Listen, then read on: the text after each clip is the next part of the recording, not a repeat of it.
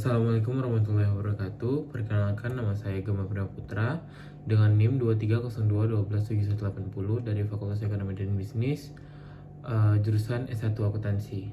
Dan sekarang saya akan memaparkan materi tentang the reporting entity and consolidated financial statement.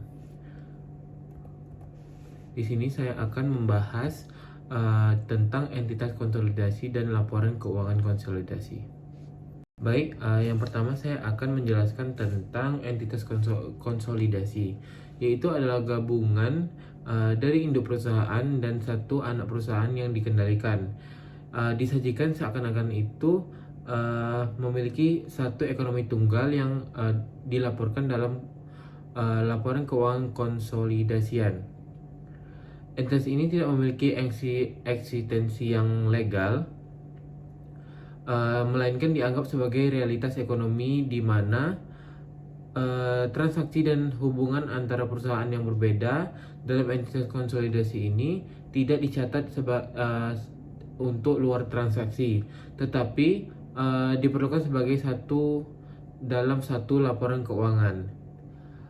Rata-rata hampir semua laporan perusahaan itu membuat laporan keuangan konsolidasian. Walaupun sering mengira perusahaan-perusahaan besar itu merupakan perusahaan tunggal, jadi pengamatan mereka itu lebih dekat menggunakan bahwa tiap perusahaan itu terdiri dari sejumlah perusahaan-perusahaan lain. Seperti contoh, yang pertama itu ada PT Indofood Sukses Internasional dan PT HM Sampurna. Itu masing-masing dari mereka itu termasuk sejumlah perusahaan yang memiliki anak. Nah, contohnya itu pada PT Media Nusantara ini juga memiliki anak perusahaan. Contohnya itu kalau di jaringan televisi itu ada RCTI, ada Global TV. Dan kalau jaringan radio itu ada Radio Dangdut TPI, ada Global Women Radio, itu salah satu contohnya. Kalau ada lagi yang satu lagi itu surat kabar, yaitu ada koran seputar Indonesia atau Sindo. Kalau contoh yang lainnya pada PT Astra itu memiliki banyak anak perusahaan seperti Astra Geperia, terus ada PT Astra Agro Lestari, ada PT Astra Autopass, dan PT United Tractor. PT Indofood yang tadi itu Sukses Internasional, dan yang kedua itu ada PT Sampurna, ada PT Media Nusantara Citra, dan PT Internasional. Masing-masing itu memiliki laporan keuangan konsolidasian, bagaimana hampir seluruhnya itu memiliki keuangan yang sama. Materi selanjutnya itu adalah laporan keuangan konsolidasian, yaitu dimana adalah dokumen yang menjanjikan laporan keuangan secara keseluruhan dari hasil operasi keuangan dari entitas secara menyeluruh dari anak dan induknya yang utama itu dijadikan satu. Kalau dalam laporan ini kegunaan induk itu dan anak perusahaan digabungkan dan disesuaikan untuk menghilangkan pengaruh kepemilikan antara yang induk dan anak, agar disesuaikan untuk dan kepemilikan, dan salah satunya itu adalah transaksi antar perusahaan dengan kelompok usaha yang lainnya. Dengan demikian, laporan keuangan konsolidasian ini memberikan gambaran lengkap dari induk dan anak secara menyeluruh mengenai kondisi keuangan serta kinerja ekonomi dari sebuah entitas atau yang lainnya dalam bentuk kelompok usaha tersebut sebagai satu kesatuan secara individual. Jadi laporan keuangan konsolidasian ini menyajikan posisi keuangan dan hasil operasi induk perusahaan beserta satu atau lebih anak perusahaan, seolah-olah entitas tersebut itu merupakan satu ekonomi tunggal. Konsolidasi ini diwajibkan jika perusahaan memiliki mayoritas saham beredar dari perusahaan lain. Sesuai dengan PSAK 65 revisi tahun 2013, induk perusahaan itu harus mempersiapkan laporan keuangan konsolidasian. Laporan keuangan itu sendiri hanya dapat ditampilkan sebagai informasi tambahan laporan keuangan konsolidasian ini sendiri. Dan juga konsolidasi ini juga dapat diterapkan untuk beberapa situasi lain. Dan tidak semua unit itu harus dikonsolidasi. Harus berbentuk perusahaan atau badan usaha yang bertujuan untuk mendapatkan laba. Dalam praktiknya, kombinasi bisnis dapat terjadi dalam dua situasi.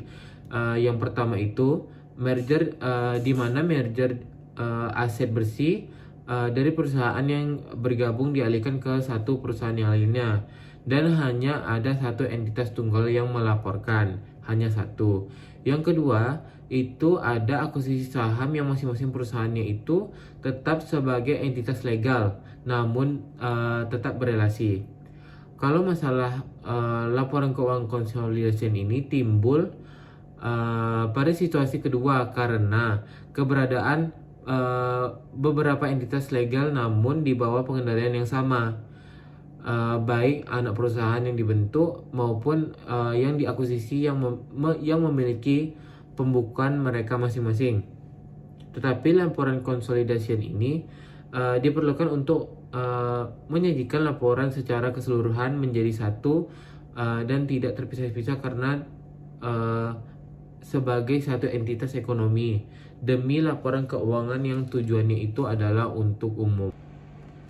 Selanjutnya itu saya akan menjelaskan kegunaan dari laporan keuangan konsolidasian, yaitu saya bagi menjadi 4 poin. Poin pertama itu memberikan gambaran menyeluruh tentang posisi keuangan dan hasil operasi dari perusahaan induk dan juga anak perusahaan sebagai satu lingkup entitas ekonomi, di mana hal ini memungkinkan pemangku kepentingan itu bisa melihat keuangan grup secara keseluruhan, tidak terbagi menjadi beberapa banyak bagian tanpa terpecah, jadi digabungkan dalam satu entitas. Yang kedua itu memfasilitasi pemegang saham, kreditur, dan penyedia dana dalam menilai kondisi keuangan dan kinerja jangka panjang kelompok usaha.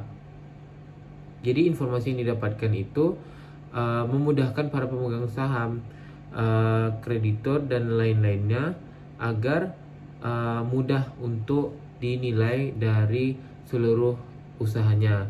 Yang ketiga itu adalah menyediakan informasi yang transparan, akuntabel, dan mengenai kinerja keuangan keseluruhan grup dan juga kepada anak-anak perusahaan karena dijadikan satu.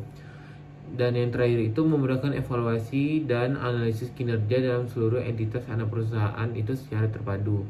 Jadi walaupun terpisah-pisah tetap digabungkan satu, jadi dapat dinilai secara keseluruhan untuk anak-anak perusahaan yang tersebar di manapun.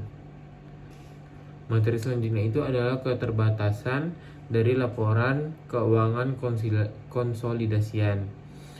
Itu walaupun dari laporan ini itu tetap berguna, tapi harus diingat bahwa laporan keuangan ini mempunyai keterbatasannya. Dari beberapa informasi itu akan hilang dari gabungan antara kumpulan data dari anak perusahaan dan juga induknya yang telah digabungkan menjadi satu. Kenapa? Yang pertama itu karena hasil operasi dan posisi keuangan dari masing-masing perusahaan ini yang dimasukkan dalam laporan konsolidasi ini tidak diungkapkan, atau kinerja misalnya buruk dari perusahaan. Jadi itu dapat disembunyikan oleh kinerja yang baik dari perusahaan yang lainnya. Terus yang kedua itu tidak semua saldo laba konsolidasi tersedia untuk dividen induk perusahaan. Kenapa? Karena sebagian dapat mencerminkan bagian dari induk perusahaan atas laba anak perusahaan yang belum dibagikan. Begitu pula karena laporan keuangan konsolidasi ini termasuk aset amat dari perusahaan. Jadi tidak semua aset yang ditampilkan itu tersedia untuk dibagikan dividen induk dari perusahaan. Selanjutnya itu alasan yang ketiga itu karena rasio-rasio keuangan ini berdasarkan rasio keuangan yang dihitung berdasarkan informasi gabungan dari anak-anak perusahaan yang lainnya dijadikan satu. Jadi rasio tersebut itu tidak mewakili perusahaan manapun yang dikonsolidasi, termasuk dari perusahaan induknya sendiri. Yang selanjutnya itu akun-akun yang sama dari perusahaan-perusahaan yang berbeda yang digabungkan itu bisa jadi tidak keseluruhan dapat diperbandingkan. Sebagai contoh, dari panjang siklus operasi dari perusahaan yang berbeda dapat bervariasi, menyebabkan itu piutang dari panjang periode itu dapat diklasifikasikan dalam bentuk beda-beda karena berbagai macam dari anak-anak perusahaan dari induknya ini. Selanjutnya itu ada informasi tambahan tentang masing-masing perusahaan atau kelompok perusahaan yang termasuk dalam konsolidasi ini termasuk wajar. Tetapi tambahan pengungkapan ini tersebut menyebabkan catatan atas laporan keuangan jadi banyak karena yang pertama itu pasti anak-anak perusahaan itu berbagai macam. Contoh dari PT Astra tadi dan juga gudang garam. Selanjutnya itu adalah laporan keuangan untuk anak perusahaan. Sebagian pengguna laporan keuangan dapat mempunyai kepentingan dalam laporan keuangan tersendiri sebagai anak perusahaan, baik untuk mengganti atau sebagai tambahan dari laporan keuangan konsolidasinya.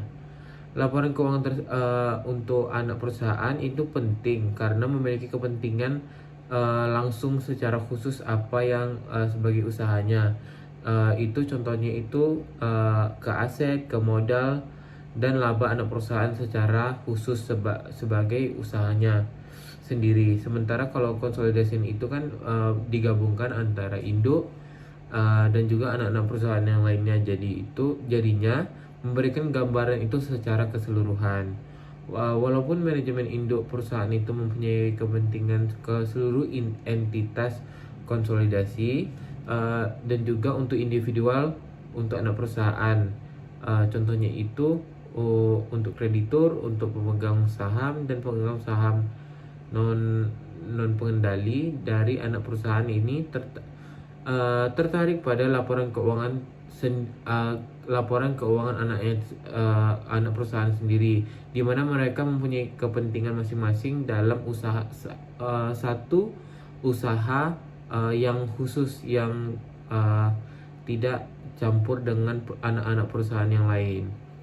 Jadinya pemegang saham ini tidak mendapatkan bagian laba untuk induk perusahaan karena laporan keuangan konsolidasi ini biasanya mempunyai sedikit kerugian bagi mereka untuk memiliki kepentingan untuk memperoleh informasi aset, modal, atau laba dari individual anak perusahaannya.